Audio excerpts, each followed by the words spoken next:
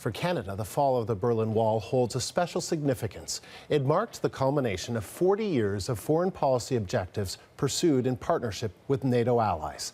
Canada played a key role in helping to negotiate the terms for Germany's reunification.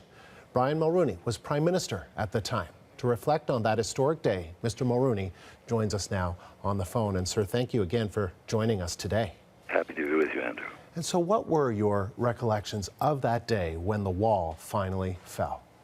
Well, it was an enormous day because for people of my age, the wall that separated Germany was a horrific event, and which was an instrument of great tyranny for all the people of East Germany for since the Second World War almost. And so this was a huge event, and Canadians celebrated it, as did all free people around the world.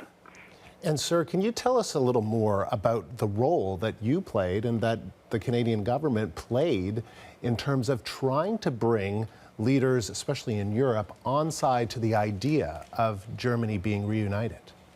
Well, as it happened, the Warsaw Pact and the NATO allies had agreed on a conference on open skies, which was going to be held in Ottawa with Joe Clark as foreign minister, playing a major role as chair of much of the activities.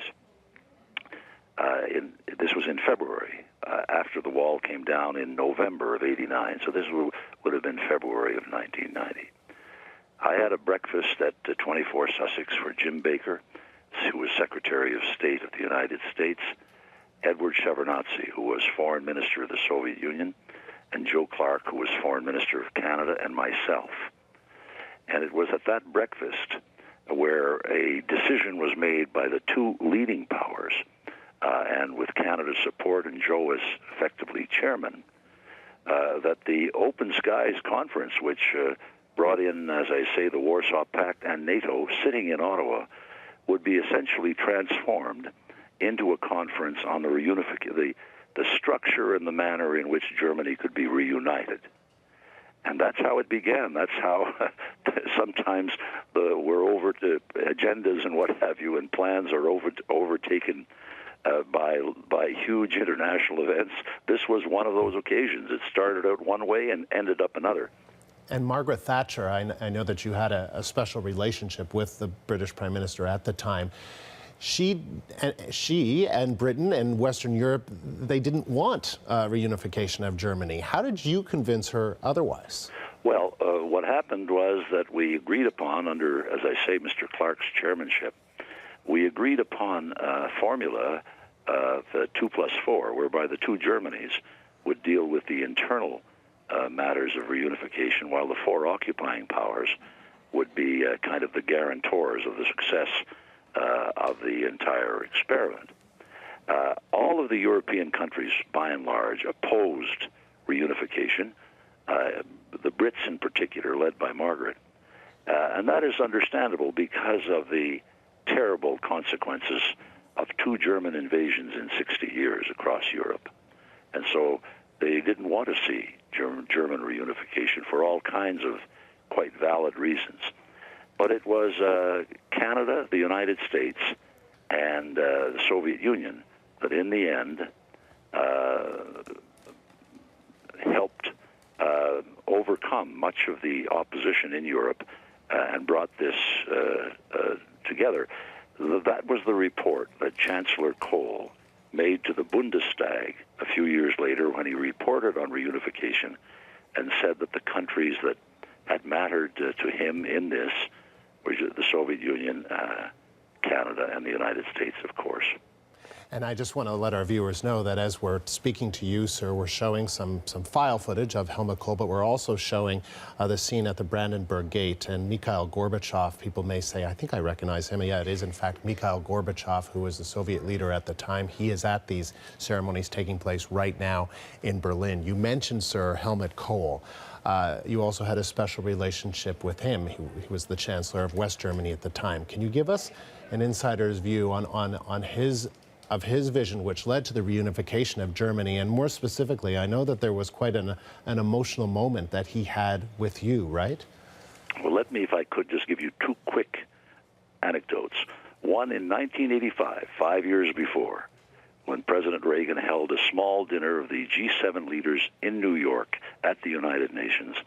And I was very interested in the concept of what was going on in East Germany, and I asked Helmut Kohl at that dinner of 7 people if he ever thought that the wall would come down, and he said, "Yes, I do. I don't know if it'll be in my lifetime or not, but yes, I do." And I said, "What'll bring it down?" And he said, "Television."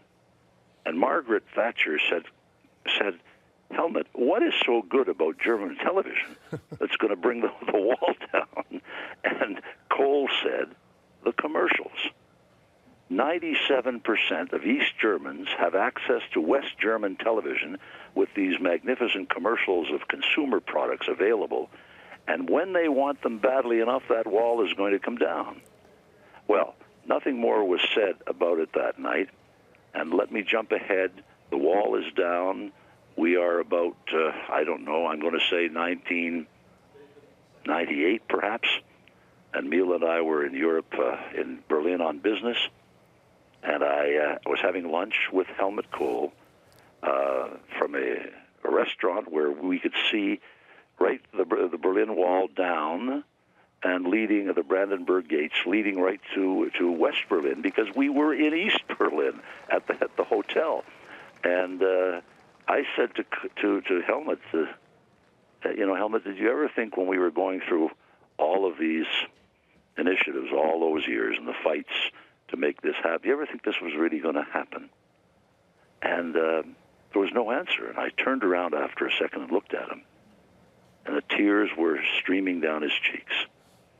And he just looked at me and said, "Brian, I never thought that it would happen, that you and I would be sitting here someday looking at this site of freedom on both sides of the wall."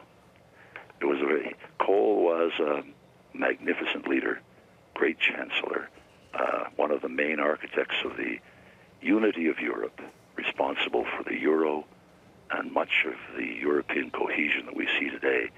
But I think that his greatest achievement by far will have been the manner in which he handled the reunification of Germany and what it has meant for his country, for Europe, but also for the world. Sir, we appreciate you taking the time to speak with us today. Thank you very much. Thank you, Andrew. That's former Prime Minister Brian Mulroney talking about Canada's role in the fall of the Berlin Wall 25 years ago.